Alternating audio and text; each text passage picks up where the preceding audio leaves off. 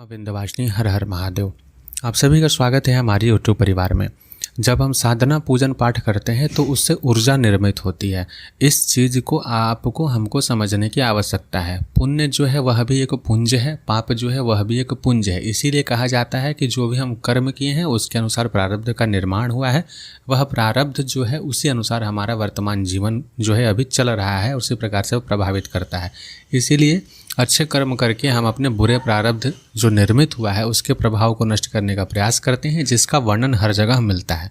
इसी चीज़ को हम सही तरीके से समझते हैं, प्रैक्टिकली समझते हैं कि साधना के मार्ग में यह चीज़ कैसे क्या काम करता है और किस प्रकार से फल को देता है।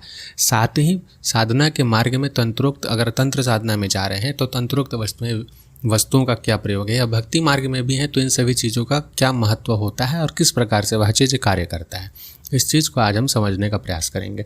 इससे पहले आप सभी से निवेदन करेंगे कि कृपया चैनल को सब्सक्राइब कर लीजिए, वीडियो को लाइक कीजिए। आपको कोई प्रश्न हो तो कमेंट कर सकते हैं। टेलीग्राम ग्रुप का लिंक जो है वीडियो के डिस्क्रिप्शन में दिया हुआ है, आप वहाँ हमारे साथ जुड़ सकते हैं।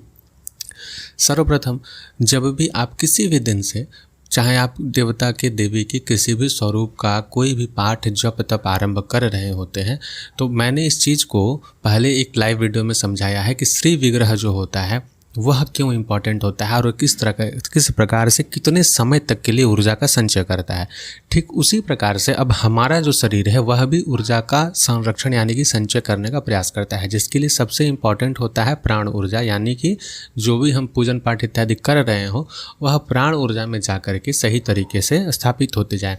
जब आप भगवत कथाओं को पढ़ेंगे, पुराणों का पाठ करेंगे, तो वहाँ पुराणों में कथाएँ ऐसी आती है कि किसी भी भक्त का जब उद्धार करने का समय होता है तो भगवान यहाँ बोलते हैं कि हाँ इतने समय तक जो है तपस्या किया। उसके बहुत सारे जन्मों का वर्णन आता है कि पिछले जन्म में यह था। जैसे आप भगवद गीता के महात्म्य का पाठ करेंगे तो उसमें आपको जानकारी प्राप्त होगी कि किसी जन्म में कोई ब्राह्मण था लेकिन वह ब्राह्मणत्व के कर्म को नहीं करता था, तो अगले जन्म में वह पापी हुआ, लेकिन भगवान उसका उद्धार फिर क्यों किए।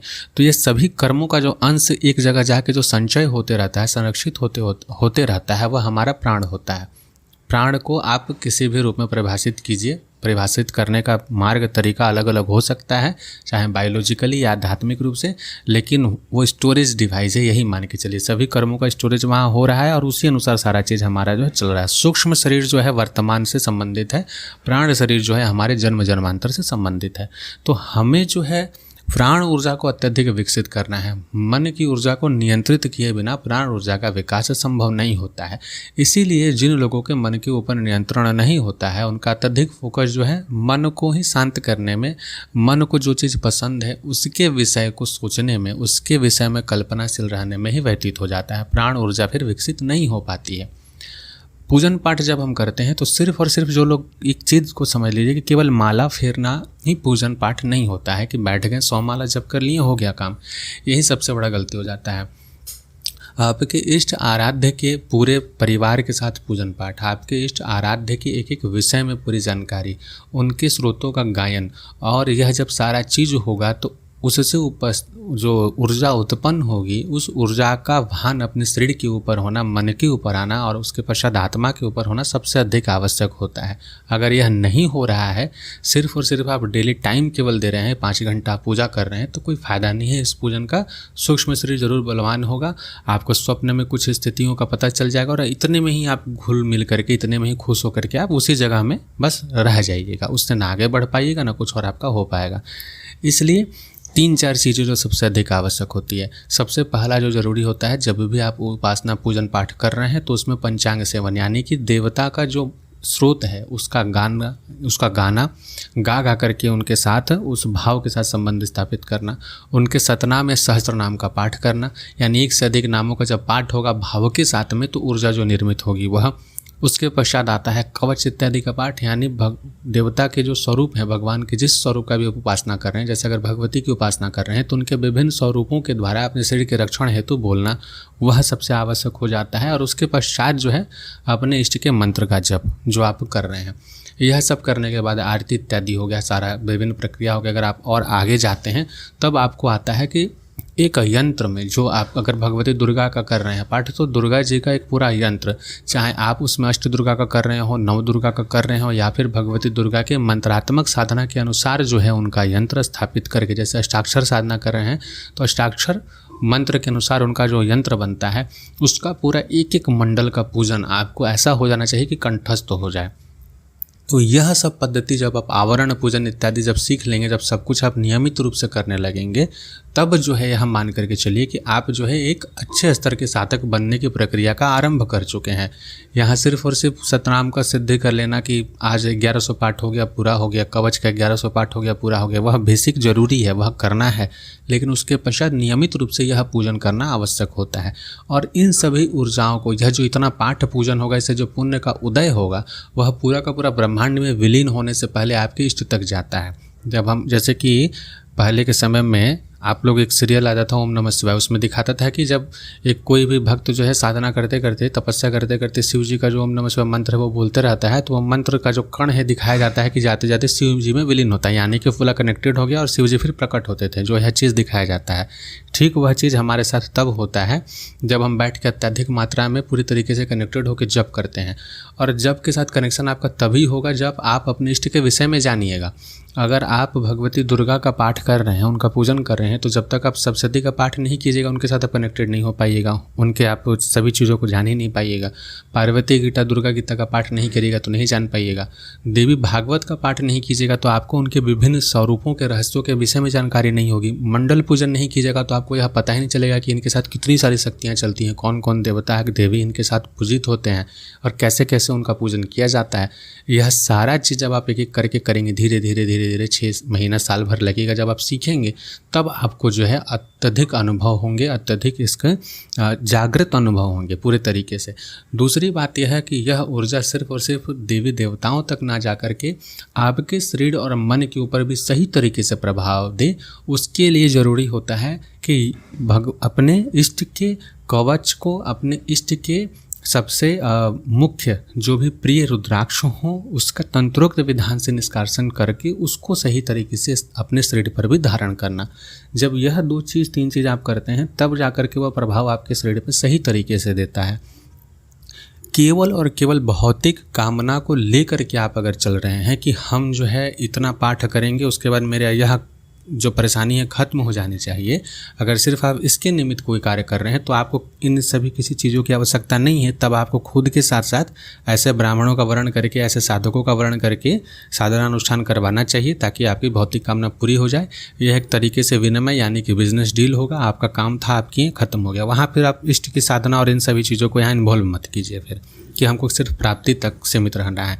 जब आप पूरे तरीके से एक चीज़ को करेंगे तो फिर यह प्राप्ति तो छोटी चीज़ हो जाती है, वह उनके ऊपर छोड़ दीजिए संकल्प लेकर के या फिर ऐसे ही। दूसरी बात है, जब आप इन चीज़ों को अपने शरीर पर धारण करेंगे तब जो है जो ऊर्जा निर्मित होती है उसका सही प्रभाव आपके ऊपर पड़ेगा। क्यों? दोनों को के बीच में एक ऐसी प्रणाली होनी चाहिए कि वह आप तक उतनी और वैसी ही ऊर्जाओं को पहुंचाए जिससे कि आपकी प्राण ऊर्जा विकसित हो, सूक्ष्म शरीर जो है उसका एक सही तरीके से स्पंदन हो, सही तरीके से उसका विकास हो और वो इष्ट के अनुसार ही ढले। जब वह सही तरीके से हो जाएगा तब आपके मानसिक विकार जो है वह स्वतः ही नष्ट हो जाएंगे।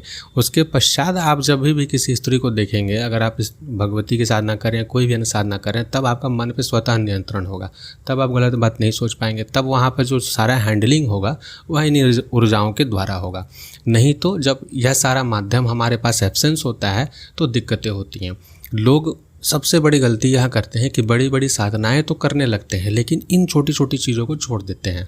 आवरण पूजन, मंडल पूजन, श्री विग्रह का सही प्रकार से स्थापन, उनको उनके ऊपर और स्वयं के ऊपर सही प्रकार के तंत्रोक्त वस्तुओं का निर्धारण, चाहे वह जड़ी बूटी से निर्मित चीज़ें हों जो उनके लिए प्रिय हैं, तंत्रोक्त वस्तुओं का तो जीवन भर संग्रह करना चाहिए अपने इष्ट के अनुसार।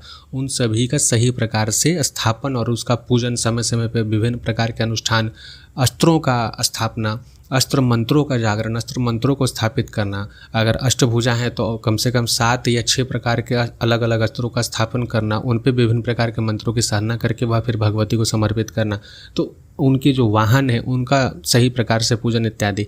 तो यह सब चीज़ें जब करिएगा और इतनी सारी ऊर्जाएं जब जागृत होंगी वह आपके मन पे और आपकी आत्मा पे बहुत सही तरीके से प्रभाव डालेंगी। लेकिन चूँकि उसकी मात्रा आपके अभी की कैपेसिटी के अनुसार सही हो, उसके लिए बीच में एक माध्यम रहना चाहिए जो कि सिर्फ और सिर्फ रुद्र के अंश से ही उत्पन्न हो सकता है, अन्य कोई माध्यम बनता नहीं है। जिसको लेकर के मैं बार बार बोलता हूँ कि वह आवश्यक क्यों हो जाता है। और उस चीज़ को भी सही तरीके से लेकर के चलने में समय लगेगा। जो यह तुरंत होता है ना कि अभी मेडिसिन खाएं तुरंत असर दे दे, यह हर जगह संभव नहीं है और होता नहीं है। तो इस चीज़ को सही प्रक्रिया से जब आप करेंगे तब वह बैलेंस होकर के सही प्रकार से आपके ऊपर जो है अपने प्रभाव को देना शुरू करेगा और आप साधना के मार्ग में सही तरीके से आगे बढ़ सकेंगे। तो जीवन भर जो है अपने इष्ट के साधना के अनुसार एक एक चीज़ों को संग्रहित करना चाहिए। यह 1-2 दिन का चीज़ नहीं होता है, लाखों लाख रुपए खर्च हो जाते हैं इन सभी चीज़ों को करने में, लेकिन तरीके से सही चीज़ का स्थापन हो, सही चीज़ का धारण हो। केवल यह भी नहीं हो सकता है कि केवल एक प्रमुख यंत्र का स्थापना कर दिए तो हमारा कार्य पूर्ण हो गया। सिर्फ एक तंत्रोक्त वस्तु का अपने इष्ट के शरीर विग्रह पर स्थापन कर दिए तो वह पूर्ण हो गया। एक एक चीज़ को समय के अनुसार सब चीज़ को स्थापित करते रहना चाहिए। एक और विषय आती है कि अगर हम इन सभी चीज़ों को स्थापित कर रहे हैं, पूजन कर रहे हैं, तो क्या इसका कोई तिरक प्रभाव हमारे बाद पड़ेगा किसी के ऊपर? चूँकि दक्षिणाचार पद्धति है और दक्षिणाचार विधि के अनुसार यानी सात्विक विधि के अनुसार पूजन पाठ इत्यादि जब तक कर रहे हैं तो आपके जो आने वाले लोग, आने वाले वंशज हैं या जो भी व्यक्ति आपके अगले उत्तराधिकारी होंगे उनको कभी भी जीरो से शुरुआत नहीं करनी पड़ेगी। और इन सभी के कृपा से ऐसे संतान या वंश की प्राप्ति भी होती है जो इन कार्यों को सही प्रकार से कर सकते हैं। और यह बात अगर कहा जाए तो अतिशयोक्ति नहीं होगी कि जब आप इस प्रकार के पूजन पाठ धारण इत्यादि का कार्य करते हैं तो भगवती ऐसे ही किसी चैतन्य आत्मा को गर्भ में प्रविष्ट कराती हैं जो कि इन सभी के निमित्त भटक रहे हों। तो ऐसा माहौल बनाना, इस तरीके से पूजन पाठ करना आपके लिए सदैव लाभदायी होगा। तो आशा करता हूँ आप सभी इस चीज़ को समझेंगे कि जीवन में इन सभी वस्तुओं का कितना अधिक महत्व है और किस प्रकार से यह सारी ऊर्जा प्रणाली कार्य करती है और हम सभी को लाभ देती है। जय मां विंध्यवासिनी। हर हर महादेव।